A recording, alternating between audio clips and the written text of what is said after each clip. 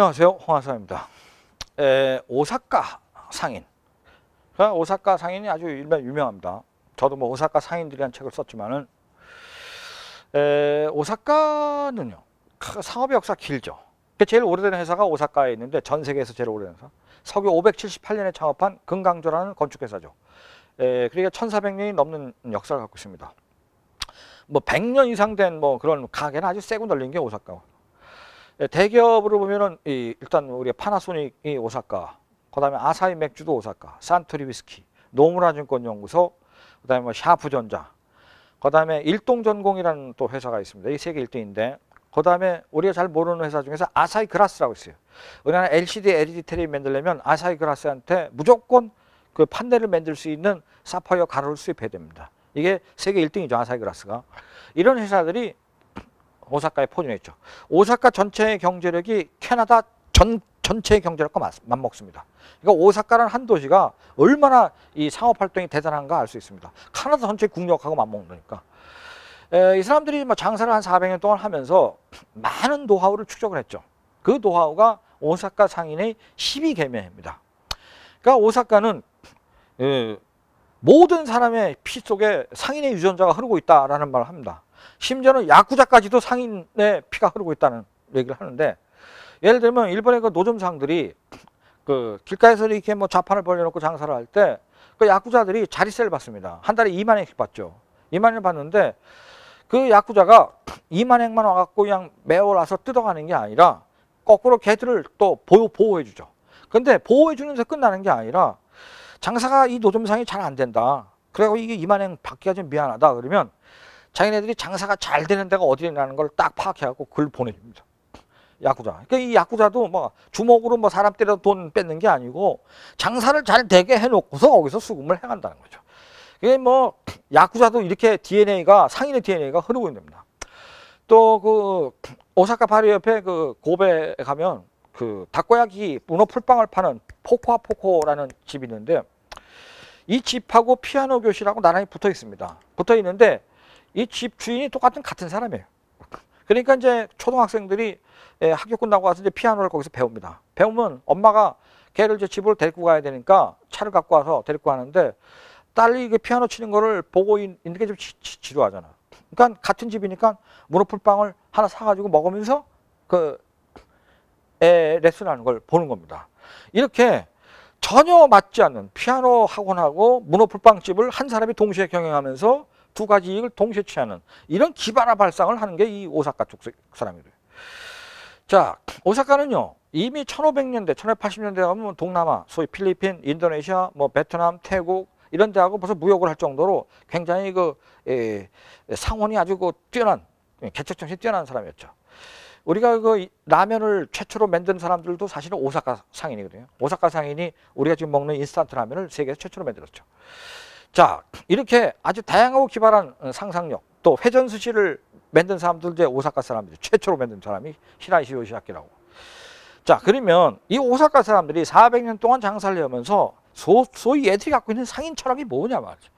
이걸 한번 보겠습니다. 첫 번째는 이익만을 생각하는 사람하고는 교제하지 않는다. 돈만을 가지고 관계를 맺으면 절대 번영하지 못한다는 겁니다. 이 장사라는 거는 1, 20년, 2, 30년하고 때려치는 게 아니라 500년, 1000년을 해야 되기 때문에 돈에만 혈연이 돼 있으면 돈만 눈에 보이면 물건에 신경을 안 쓰면 이익만 추구하려고 하면 그 장사가 번영하지 못한다. 그런 장사는 30년이면 끝난다. 그래서 오래 살려면 돈보다는 소비자의 마음, 소비자를 먼저 생각해야 된다라는 게 오사카 사람. 그래야 오래 간다는 겁니다. 이익에 혈안이 되면 다른 건 다 잊어버리고 아무 생각 없다. 오직 돈밖에 안 보이면 안 된다. 규모만 확장해서 매출만 늘리려고 하면 안 된다. 이러면 절대 번영하지 않는다. 매출이 늘어난다고 해서 이익이 동시에 늘어나는 것이 아니다. 매출은 많은데 적자 보고 있는 회사가 무지하게 많습니다. 우리나라에도.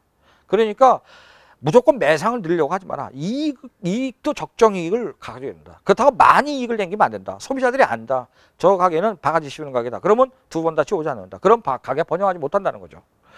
그 다음에 모든 거래를 현금으로 해야 된다는 겁니다. 일본은요 참 그 경제 대국에서 크레딧 카드 안 받는 가게 무지하게 많습니다. 난 그 점은 아주 진짜 대단하죠. 신기하다고 생각해요. 어떻게 그 큰 가게가 크레딧 카드를 안 받고 오로지 현금만 하냐. 이게 현금 중시의 전통이 오사카 사람들한테 옛날부터 있었습니다. 어음거래 아무리 많이 해도 매출 회사 발전에 도움 안 된다. 한 번에 뛰는 수가 있다. 그래서 현금 위주의 거래를 하는 그런 이 관습을 갖고 있습니다. 그 다음에 돈보다 더 중요한 것은 인격과 신용이다. 돈보다 더 중요한 게 인격과 신용인 거야. 상대를 배려할 줄 아는 마음, 이런 게 있어야 되는 거죠. 소비자를 배려할 줄 아는 마음이 있어요. 거래선을 배려할 줄 아는 마음, 종업원을 배려할 줄 아는 마음이 있어야 그 가게가 튼실하게 오래 간다. 종업원이라서 내가 봉급 주는 놈이니까 막 부려먹어서는 안 된다는 거죠. 걔들도 인격적으로 대우를 해줘야 되는 겁니다. 손님과 종업원, 가게 이 세 가지를 동시에 중요하게 생각합니다. 신용이 절대적으로 필요하다. 신용이 없으면 거기서 모든 장사는 끝난다고 생각하는 게 이 오사카 사람들입니다.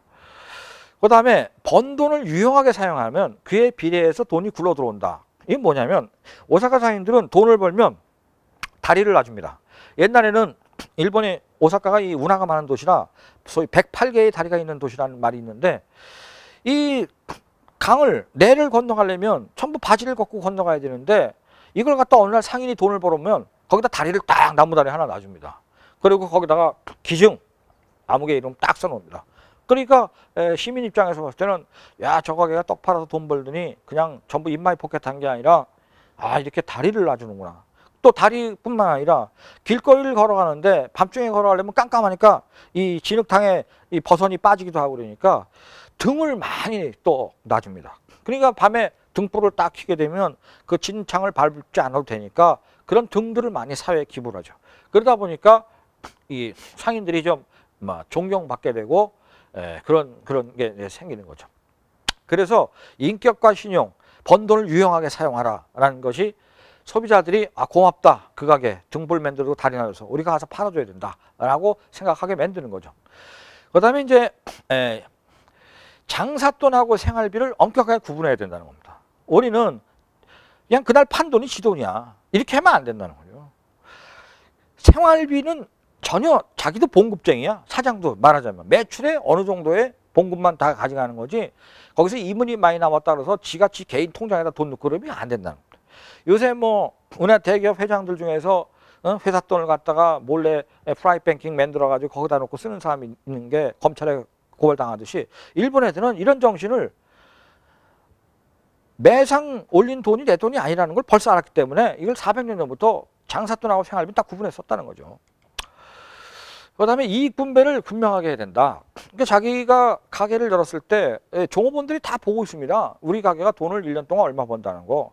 그런데 사장만 다 챙기고 지들한테 주지 않는다. 이러면은 종업원들이 언젠가 회사 간두고 딴 데 간다. 가게 간두고. 사장은 나쁜 놈이라고 손가락질 한다 나가서는. 그렇게 해서는 안 된다는 거죠.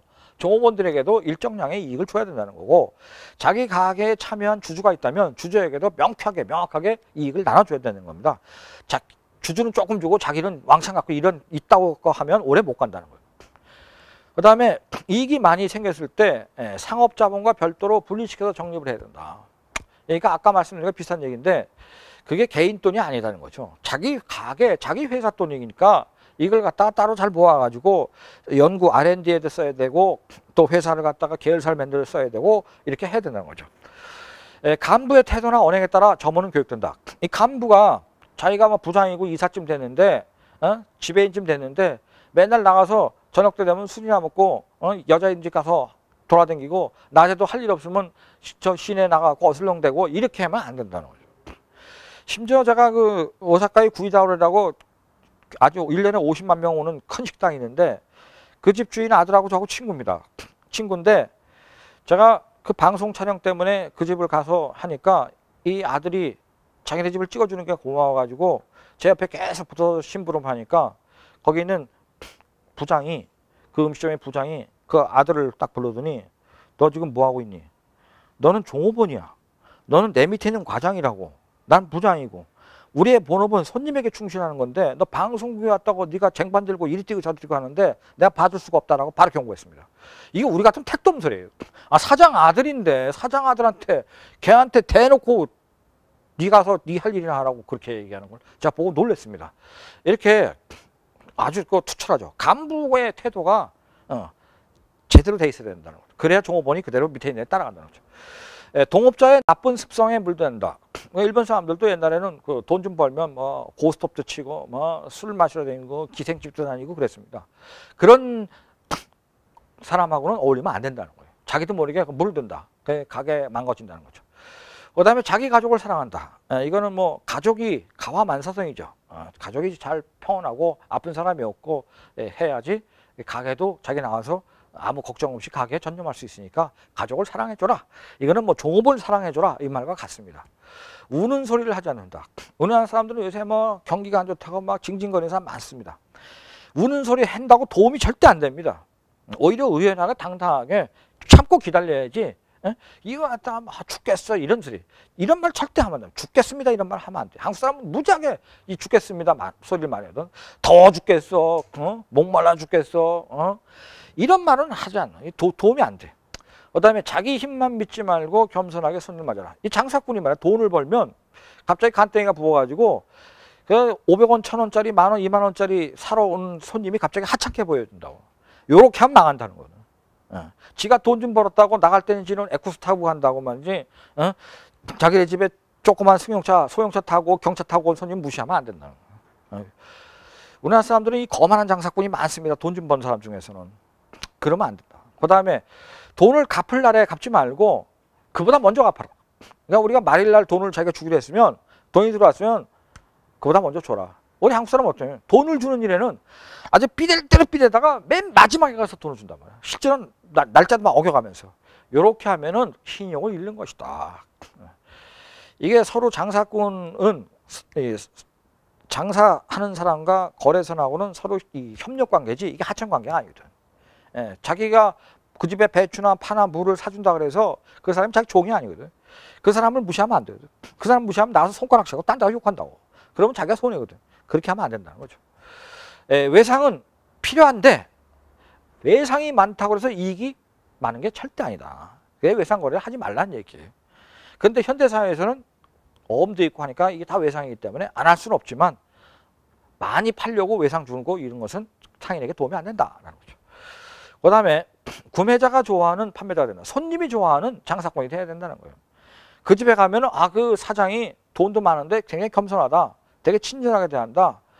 또 자기네 집에 뭐 가정 사정도 걱정을 해준다. 뭐 이런 물건도 항상 좋은 걸 판다.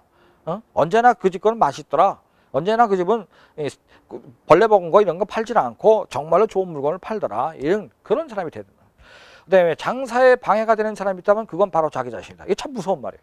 장사에 방해되는 사람이 있다면 그건 바로 자기 자신이에요. 사장 자기 자신이에요. 교토에 있는 기업 중에 이런 말이 있습니다. 사원을 해고하려면 자기 자신이 먼저 할복 자살하라. 이 교토에 있는 대기업이 한 말인데 이게 말이지 사업이 안 된다고 그래가지고 종업원을 막 자르고 그러려면 사장인 네가 먼저 할복 자살하라는 얘기예요. 그러니까 장사를 잘못한 놈은 사장인데 왜 종업원을 잘냐 이 말이에요. 장사에 방해된 놈은 사실 사장이었어. 종업원이 아니고 종업원 시키는 대로 한 거야. 근데 장사한다고 어느 날 종업원 한 20명 막 잘라버리면 그러려면 네가 장사를 잘못한 네부터 먼저 할복 자살해야 된다는 거거든. 이게 참 무서운 말이죠. 은하는 사장들은 경기 나쁘면 지는 책임 안 지고 종업원도 자르려고 봐. 이런 건 안 된다는 거예요. 먹고 입어야 예절을 안다는 말은 거짓말이다. 예절을 아는 사람 스스로 먹고 입는 것에 만족한다. 장사도 예절이 있다는 얘기죠. 장사라 그래가지고 그냥 대충 뭐 예의 없이 아침에 나올 때 주인이라고 그냥 대충 옷도 대충 입고 몸빼 바지에다가 막 머리도 까치머리하고 이렇게 하면 안 된다는 거예요. 손님을 대하는 직업은 단정하게 항상 깔끔하게 손님을. 음식 장사가 말이지 손님보다 더 지저분해 되겠냐고. 이런 거는 안 된다는 거죠. 그만큼 예절이 중요하다는 겁니다. 자, 오사카의 상인의 그 18계명인데 이 18계명을 잘 음미해 보시면 참 우리가 경청할 만한 말이 많습니다. 장사는 이렇게 해야 된다는 것을 가르쳐 주고 있는 거죠. 자, 감사합니다.